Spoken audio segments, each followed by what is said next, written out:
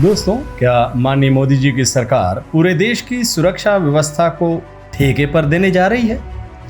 क्या कल होकर मोदी जी के उद्योगपति दोस्तों के निजी गार्ड देश के कानून व्यवस्था को संभालेंगे? ये सवाल मैं क्यों पूछ रहा हूं, इसको समझने के लिए आप देश के माननीय गृह मंत्री अमित शाह जी का ये बयान सुनिए। क्या हम ऐसा कर सकते हैं, एक हाइब्रिड मॉडल खड़ा कर सकते हैं जिसमें इसकी रणनीति तो सीआईएसएफ बनाएगी, परंतु प्राइवेट सुरक्षा एजेंसियां और सीआईएफएस दोनों हाइब्रिड मोड पर सुरक्षा का एक पूरा खाका तैयार करके सुरक्षा प्रदान करेगी और धीरे धीरे उसमें से सीआईएफएस निकलती जाए और प्राइवेट सुरक्षा एजेंसियों को हैंडओवर करती जाए। आपने गौर किया होगा कि श्री अमित शाह ने धीरे धीरे शब्द 3 बार बोला है, और जिस वक्त वो ये बोल रहे थे कि सीआईएसएफ सुरक्षा का काम प्राइवेट सुरक्षा एजेंसियों को हैंडओवर कर दें, उस वक्त उनकी जुबान थोड़ी लड़खड़ाई भी थी, लेकिन उनका संदेश साफ है। देश के औद्योगिक प्रतिष्ठानों की सुरक्षा का जो काम अब तक सीआईएसएफ कर रही थी, वो काम अब उद्योगपतियों के निजी सुरक्षा गार्ड करेंगे।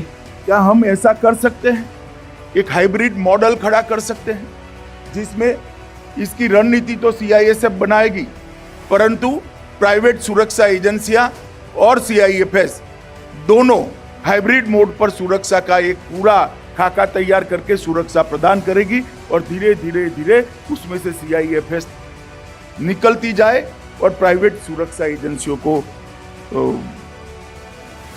हैंडओवर करती जाए। माननीय गृह मंत्री के इस बयान को सेना की अग्निवीर योजना से जोड़कर देखेंगे तो पिक्चर ज्यादा क्लियर हो जाएगी। सेना की अग्निवीर योजना के तहत 4 साल सैनिक सेवा के बाद युवा सैनिक सड़क पर आ जाएंगे। सीधे शब्दों में कहें तो वो बेरोजगार हो जाएंगे।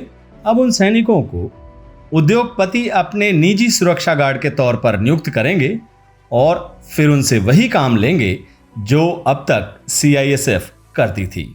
मतलब निजी उद्योगपतियों के सुरक्षा गार्डों की ट्रेनिंग वगैरह का काम सेना करेगी और उसके बाद उन्हें नौकरी के लिए उद्योगपतियों को सौंप देगी।